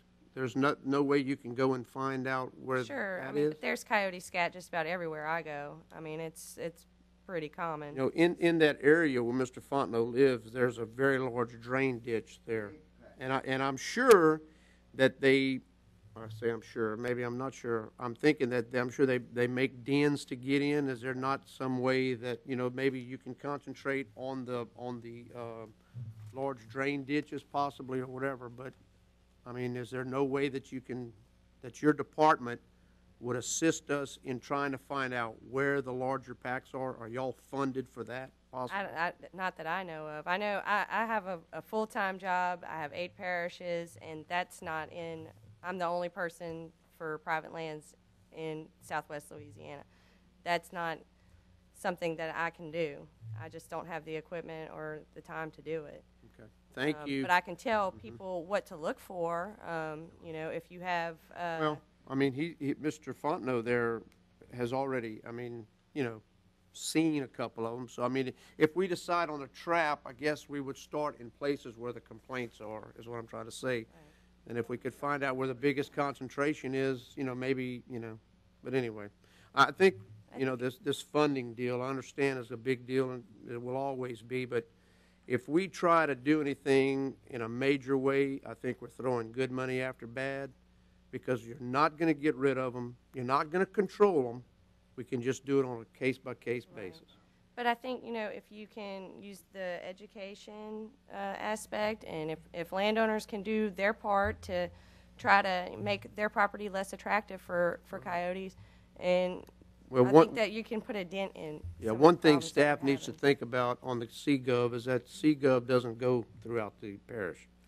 So if you're going to do something on CGov, you need to concentrate on the areas that do not have that accessibility. Thank you. Corey, don't leave. Hold on 1 minute there, Corey. Mr. McMillan. Well, one of the things that I've known from being in outdoors, and something that was passed this year by our state legislature, is we are going to have a predator hunting season, and might want to talk a little bit about that, where I think the months through March through the 1st of September, and you can correct me if I get wrong on this, but March through September, you can now hunt predators at night with electronic calls, with night vision goggles. This is something that we've never been able to do before. The legislature saw there was a problem out there, and I think you're going to have a bunch of good old outdoorsmen that are going to enjoy doing this. It's going to be something I think catch on. Would you respond to that? Sure. The commission made it legal for people to go. It's from February 15th through the end of August. I think it's August 31st, where you can go out and shoot predators. Well, any outlaw quadruped, which would be coyotes, armadillos, beavers, nutria, Feral hogs, with a .22 or with a shotgun with buckshot. Now, if you want to shoot with a high-powered rifle, then you can get a permit to do so through the department. It doesn't cost anything. If you're not the landowner, you'll need to have the landowner's permission to hunt their property. That can just be a simple letter, with a signature. So we've tried to make it as simple as possible for people to be able to do this. as simple, but yet to protect the deer. You don't want a bunch of people out there with high-powered rifles saying we're hunting predators and they're shooting deer. So you got to get a permit. You can, or a .22 Magnum or less if you don't have a permit. Right. Well, 22 mags not included, just a 22 or shotgun with buckshot. So, and I realize that it could be difficult to kill a hog with a 22. So that's why we're making the high-powered rifle permit available. Available right here to Wildlife and Fisheries, Right. right next to Tourist Bureau of the Lake. You can go get those sir. permits. Mm-hmm. February 15th through August 31st. That's in, correct. in night vision, electronic, everything's going to be legal to get after. As of right now, all of that's legal, unless unless some kind of problem arises from it. Hopefully, we'll be able to continue to do that. We do recommend that you contact law enforcement if you're going to be out there shooting at night, just to make it a little bit, a little bit easier on them. But it's not required. So. Thank you, Mr. Chairman. Mr. Brame. I'm good, thank you. Mr. Chairman. Thank you, Corey. Mr. Jim Evans. You would state your name and address for the record, please. Good evening. My name is Raymond James Evans. We live at 726 DeSoto Street, Lake Charles, 70607, in the city limits of Lake Charles, close to McNeese Stadium. I'd like to make a couple of comments, and then I'd like to ask Mr. Scott specifically 2 questions, if you don't mind. You have the floor. First of all, you were concerned about whom we should contact for an alleged attack by a wild animal. What I want to know, as this committee, do you know the procedures that a civilian is supposed to take when he is bitten by a wild animal? Because it seems like this city does not know the procedures as of this. Emergency room in the hospital, the emergency room doctor, and our personal physician. The only one that knew anything was Dr. Lofton. He told me to go to the emergency room at St. Patrick's, because they were set up for it, to report this bite, and it would be documented. My wife and I get to St. Patrick's Hospital. The emergency room doctor says the only thing that we report are gunshot wounds. I said, well, Dr. Lofton said something about rabies shots. He goes, oh, I don't think you need any rabies shots. So I was charged $100 for my copay for the emergency room. Friday, my wife did not let this go. She made some phone calls, talked to our personal physician, and he didn't know how to answer the question. So he told my wife that he would make phone calls and answer her concerns. When he called back, he said that I was to return to the hospital Friday after work to begin my series of rabies shots. This cost me another $100 in copay which could have been taken care of Thursday when I had gone to the emergency room. The emergency room doctor told me that he didn't think that I needed the rabies shots. My personal physician at the time didn't think I needed the rabies shots. Well, it was conveyed to them that since they did not have the coyote and that it did not act in its rational behavior, that I should go through a series of rabies shots. I took 7 shots. They're very painful, and I had very severe side effects. I had terrible regurgitation, even with medications from the doctors. I had muscle pains, joint pains that were so severe that I can't explain it to you. So what do people do? I mean, I had to pay an extra $100 because the emergency room didn't know that I needed to get the rabies shots. My physician didn't know. Now he's writing a paper and having classes with other doctors to inform them what happened to me. Secondly, I want to ask you, sir, Mr. Landry is the chairman of this committee. You've heard speculations. You've heard hearsay from other people. I'm the person that got bit by this coyote. I live in the city limits. There's a street light on the north side of my street. There's a street light on the south side of my street. And my wife and I have 2 large porch lights on our front porch. 6:20 in the morning, the dog coyote, was 4 feet from my front door. When I opened it up, I didn't have time to think about pepper spray, a trap, or shooting it with a gun. It took my dog, and I'm telling you the exact facts because I asked Dr. Lofton to weigh our dog. The little dachshund weighed 18 pounds. I measured it off to the fence where it dropped it, where I obtained my dog. It was 160 feet. This dog, or coyote, did not drag my dog. It had it in its mouth, and it took it 160 feet. It put nearly 300 stitches in the dog, broke 3 ribs, punctured both lungs, and punctured my thumb before I was able to get my dog away from it. Now, I'm telling you that the coyote did not attack me. I was taking its food source from it. Mr. Scott talked about finances. Everyone has finances, and I understand that. I'm not coming to this committee asking for any money. I'm not behind any organization. That dog weighed 18 pounds. It took it 160 feet in its mouth. Do you want to be responsible for an 18-pound child that this coyote hauls off? It didn't care whether it was it doesn't know whether it's a human or not. I live, there's no garbage thrown in my backyard. We have a fenced backyard. These things are smart. It had been in my yard before, and it knew that these animals were going to come to a special spot, the only spot that they have their business taken care of in the morning. It cost me $2,200 for the vet bill. So when you're talking about $100 traps, you think about $2,200 for us. We're older people that were able to absorb this.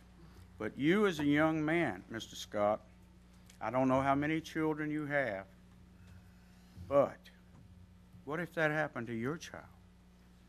Okay, Mr. Evans, we have some questions for you.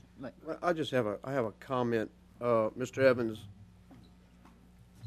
Just like any other issue we have in this parish, nobody on this board or on this committee is insensitive to any issue that you have. I'm not saying that. I'm just trying to state the fact. I understand that, but you have to understand that we've heard from the Wildlife and Fisheries, and we've heard from, I think we had a trapper here one night as well, Mr. Savant from the Kinder area or from someplace, and then the other gentleman who also reported to us at our last meeting that all of these things, the trapping and the killing, the poisoning or whatever, is not going to get rid of these animals. You're not going to get rid of them. It's something that we're going to have to tend to on a case-by-case basis. There's not going to be a program out there that's going to all of a sudden in 5 years going to think, wow, that program worked, we eradicated the coyotes, and it's not going to happen. And we're not insensitive to what happened to you, because I'll be honest with you, that's a terrible, terrible thing, and the thought of a child just sends chills down my spine. But you have to understand that we are against an issue here that we could talk about it for the next 5 hours, and we're not going to eradicate these animals. And that has been so well, it's been so well explained and mentioned so many times that it's just not going to happen. Well, sir, the only thing that I'd like to add to this is there is only 3 ways in our subdivision. So people in our subdivision and people from other subdivisions use this area for exercise. There was a lady with her dog at 6:20 in the morning. McNeese has football games right now. There's hardly any parking like they used to have on Common Street. So people are now parking on DeSoto Street, which runs from our street, which is the south end of it, to the stadium. So at 10:30 at night, there are people with their small children that's leaving this stadium in the dark. They're going down DeSoto Street, returning to their cars. This animal was not afraid of noise because I screamed and hollered at it. It was not afraid of me. After it let go of my dog and had bitten me, it turned towards my wife's direction in the front yard because she didn't know what was going on.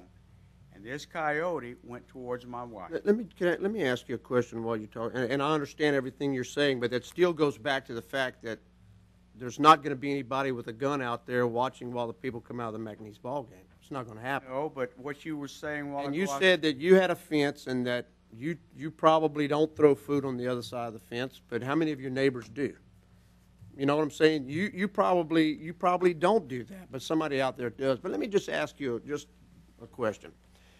You've heard the same things that we've heard here tonight, and we're up here that we have to make a decision on this, as what we're going to do, if anything.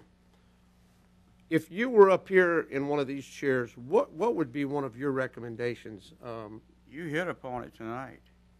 Well, what is your recommendation? This man had done a survey. What you need to do is every phone call that comes in, plot this on a map and where it's at and where the hot spots, which is a very dangerous place in DeSoto. So what you're saying is on a case by case, right, the most critical areas, to see if there's not something, after a little research, to see if there's not something we can do with a trap or a trapper, on a per case. Is that what your recommendation would be if you were up here? Yes. Okay. Thank you.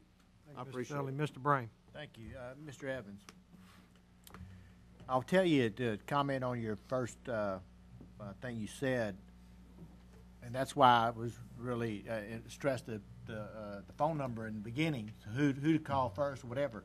But I'll tell you, when a person gets bitten, they need to go to the hospital. The hospital should report the attack to the Calcasieu Animal Services, and Alan can verify that if I'm wrong. But that's the protocol. It doesn't matter if it's whatever kind of bite you said, but that dog bite. Yeah, it should be reported.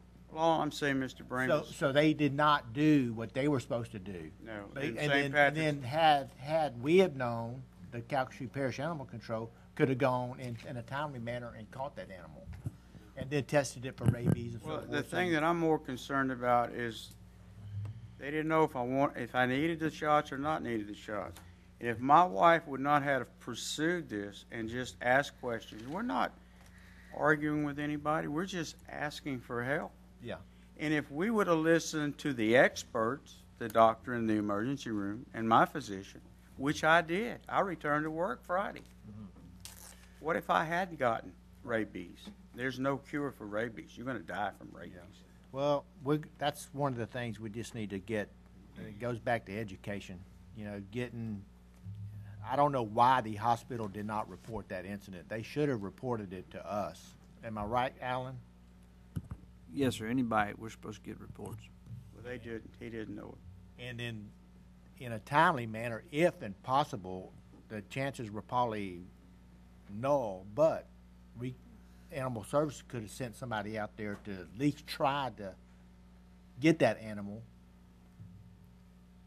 test it for rabies, and if it came back positive, negative, whatever, if it came back negative, you didn't have to go through the Right, I 7 didn't shots. have to go through all the pain and the money.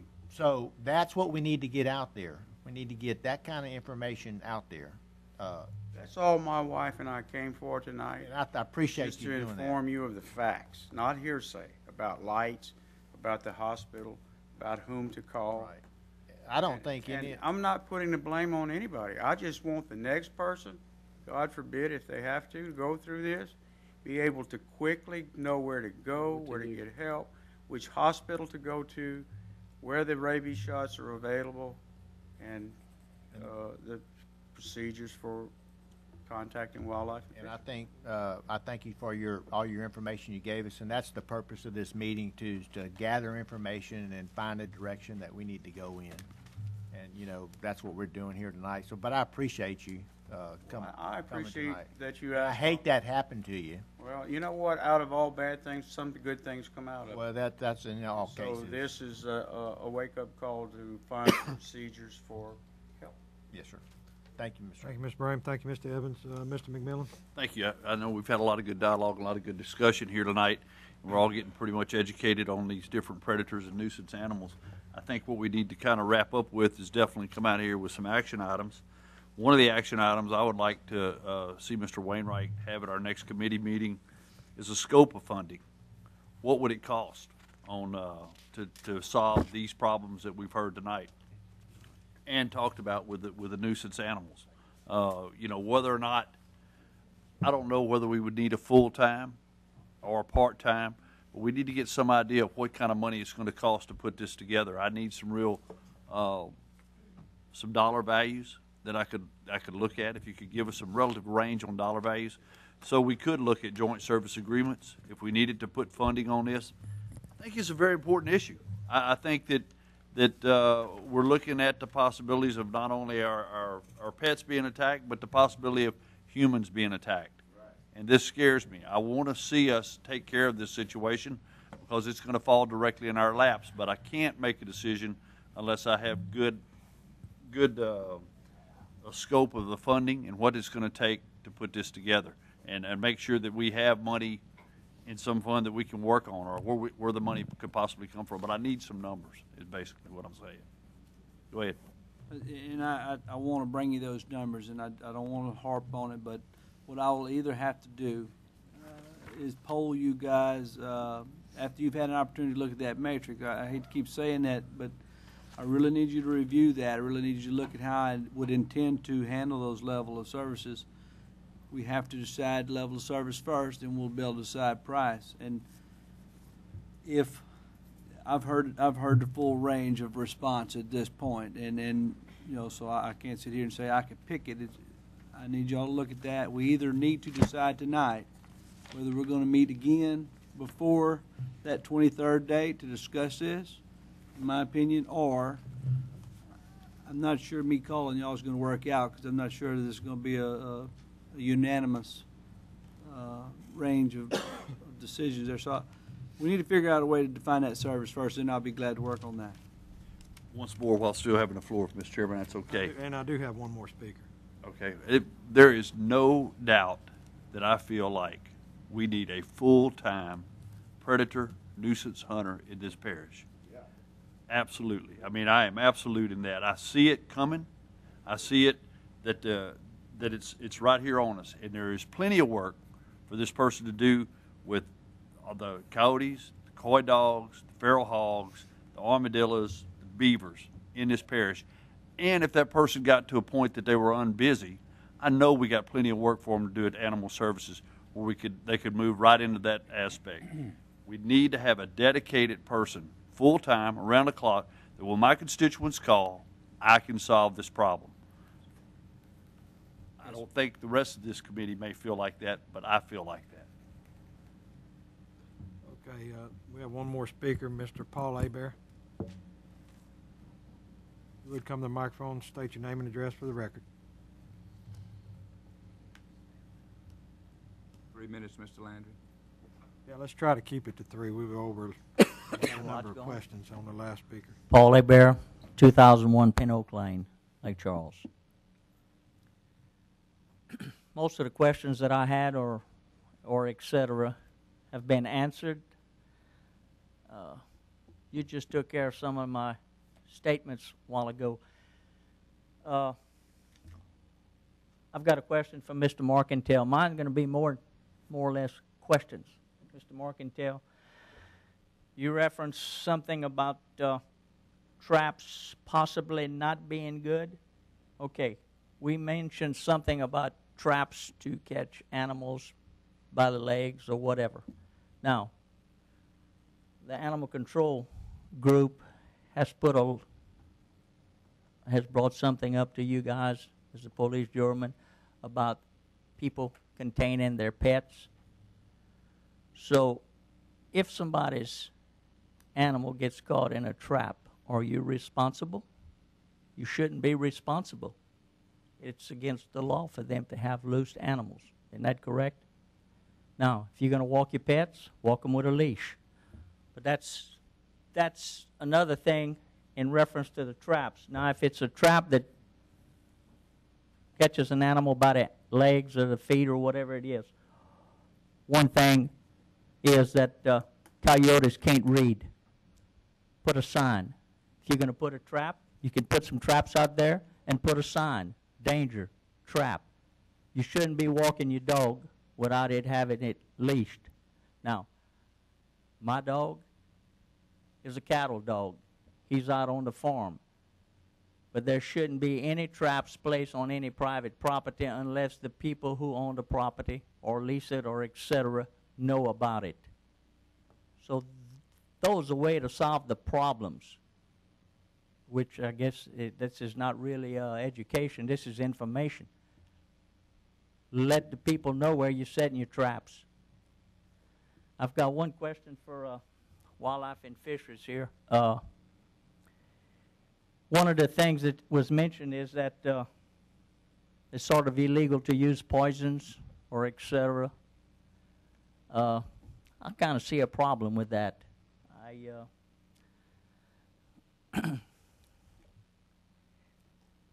The gentleman earlier made a comment about a child, and Mr. Steller, you referenced, oh, well, you know, things are going to happen. How many of you guys have been in the military? I don't think that's what I said at all. No, but I don't think that's what I said about things are going to happen. I said I was sensitive to what the gentleman's complaint was about, and I also said that it sent chills down my spine to think that a child would be attacked by a dog, but I didn't say things are going to happen. Well, I'm positive I didn't. Anyway, okay. Go ahead. We have seen the first thing that has happened. We don't want a child to be attacked. No, absolutely not. And if I got to make the decision between an eagle and a human being, I'm sorry for your eagle. That's all I've got to say about that point. I think 3 minutes are up. 3 minutes are up. Okay.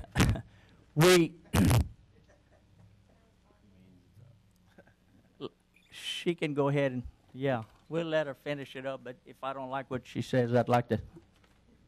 Mr. Chairman, if he has I would kindly ask if he's got a question to address the jury or the committee, and if it's appropriate for you to ask Ms. Leglue to come up, it's within the committee's decision to who gets called. I would just respectfully ask that he address the committee and not ask members. He should have, that is up. correct. I'll allow it, go ahead. I certainly agree that any child is way more important than a bald eagle. But that's something that you should consider as well. I mean, you know, kids get into things too. It's just not a good idea to have poison laying around. It's just not safe for anybody. And that's the law, which you didn't create. You just enforced. Thank you. So at this point, we can. Can I clarify on that? No, your time's up. Okay. At this point, we either need to accept the report or a recommendation. Let's accept the report. We can stick to the time schedule that was put before us.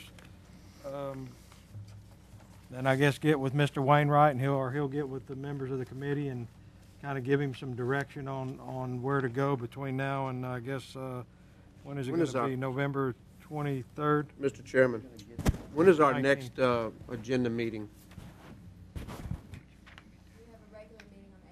On the 18th, we have a regular meeting on the 18th? Today's the 8th. Could we have another, just a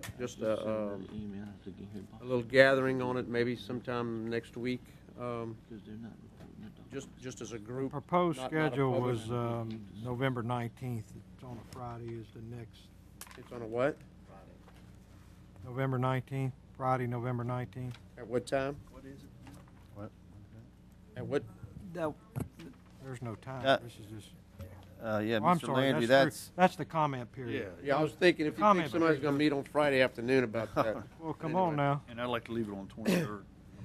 I'm sorry, the 23rd was the But next. if we could, if we could get back together possibly just on like a little afternoon meeting or something, Well, and really, this was a proposed schedule. It's certainly flexible to however you want to deal with it. We felt like with the information out, let jurors think about it. Y'all obviously have opinions. I think we would encourage you to talk to your colleagues.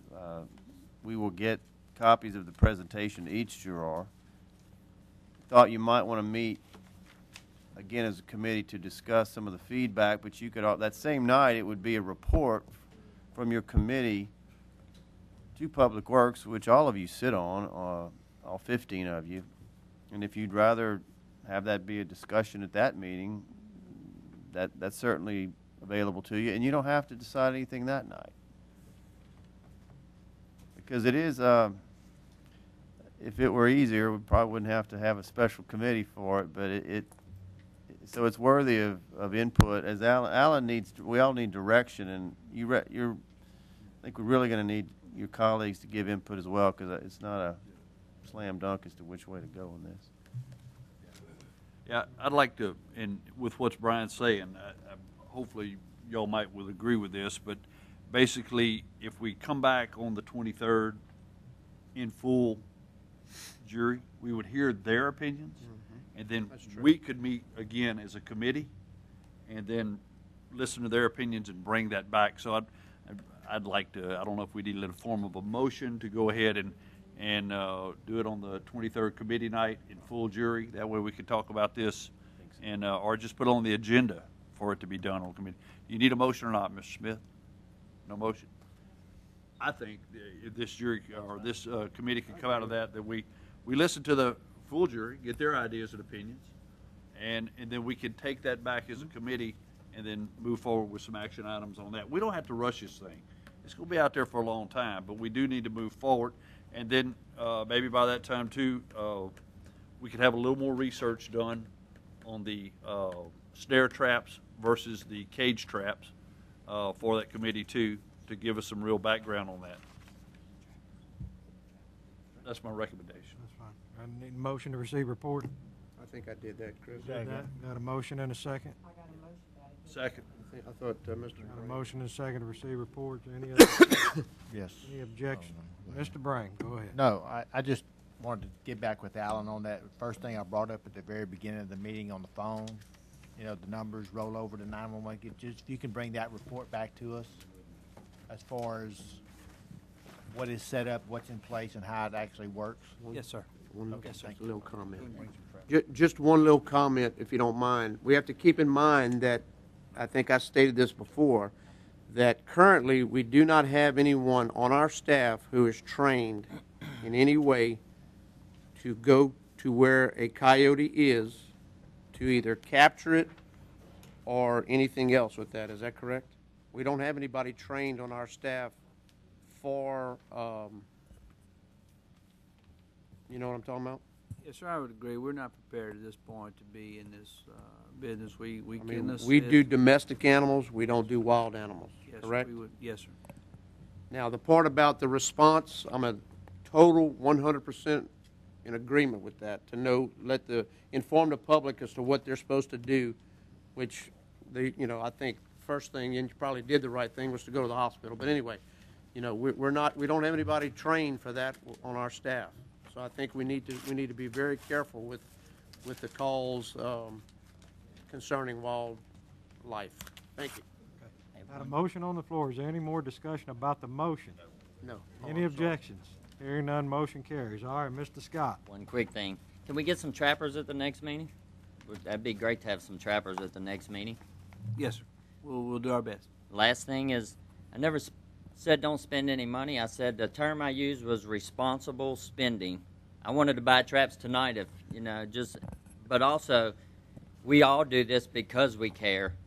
I don't think it's an issue if we care or what we think could or couldn't happen. It's an issue of what can we do to help. Thank you. If any. Thank you, Mr. Scott. Mr. Brain. Alan, in response to the Mr. Evans coyote attack, okay, just real quick. The hospital would have reported to y'all. Y'all would have gone out there to get the animal.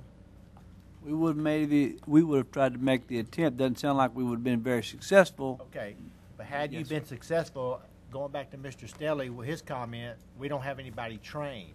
So what would that person have done?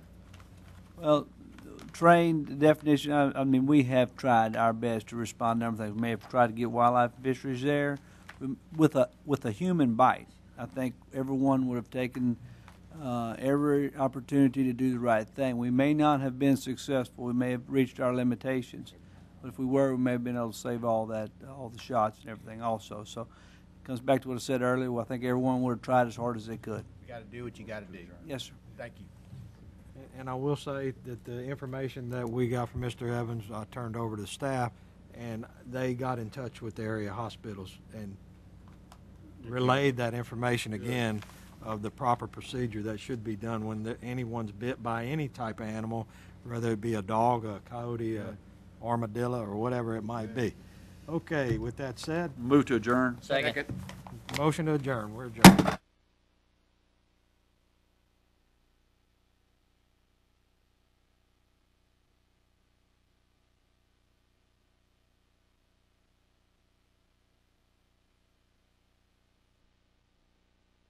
Passes. Item number 24, consideration of appointing and/or ratifying the appointment of the following persons to the Calcasieu Parish Junior Golf Advisory Panel. Let me just read those names into the record, please.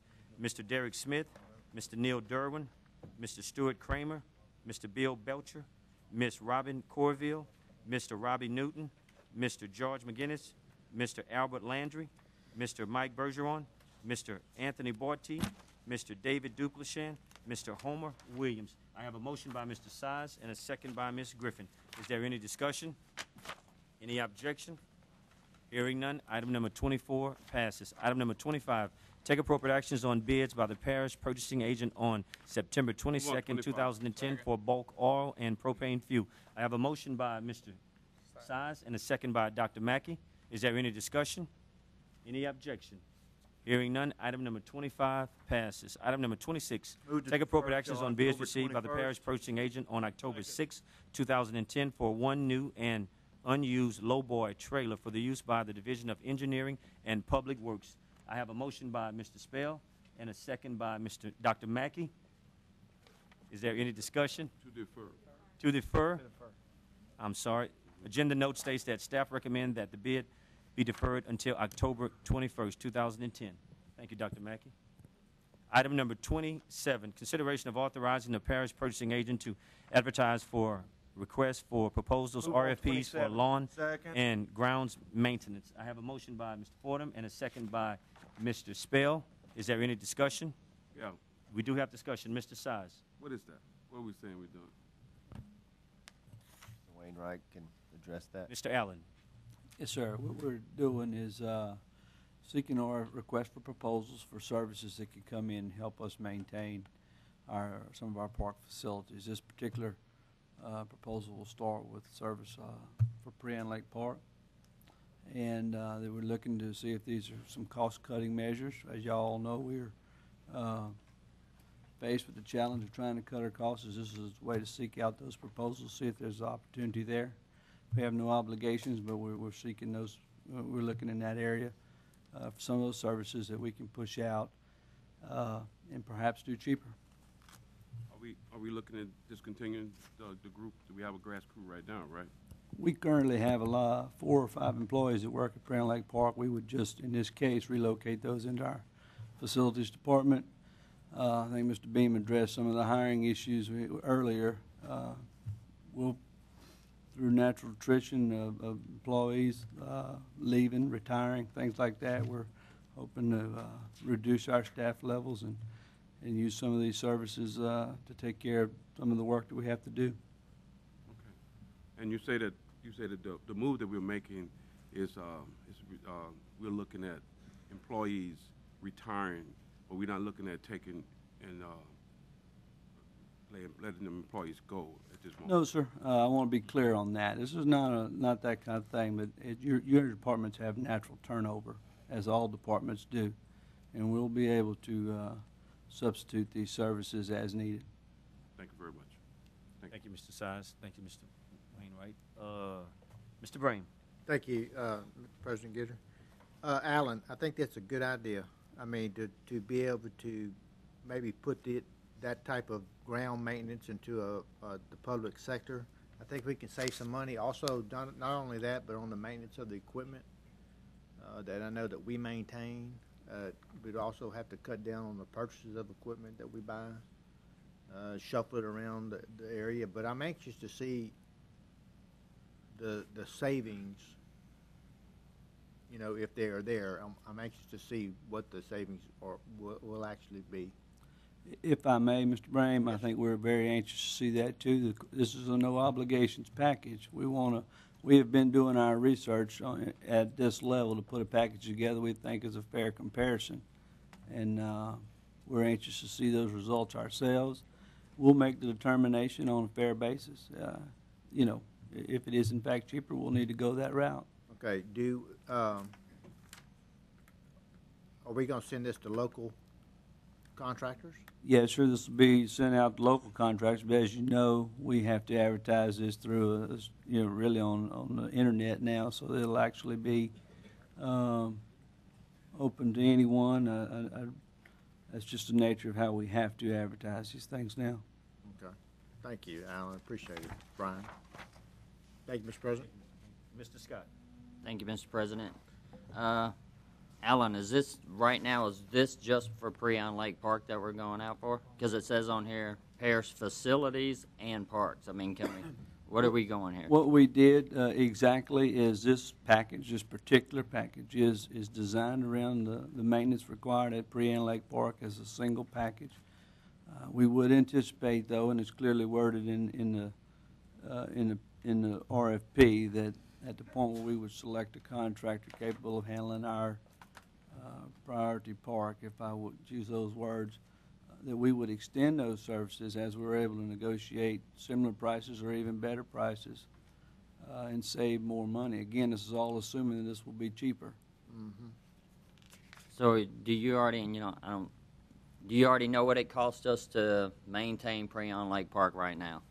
Yes, sir, we do. That's why we started there. There's a separate budget, an organizational budget for Preon Lake Park right now. So it's not exactly easy to compare, because those guys that are out there do a lot more than just maintain the lawn and grounds. I mean, they keep your buildings up. They do a lot of other things. So it's not apples to apples in that regard, but we're making our comparisons and trying to analyze whether we will net out cheaper costs to the citizens to run those parks. So this would be specifically for lawn care and landscaping? Yes, sir. This is specific for that area. So the bed maintenance, all the grass cutting, herbicides, all the things that go along in that group. Well, I'd be interested in seeing the cost too, because just a thought in my mind.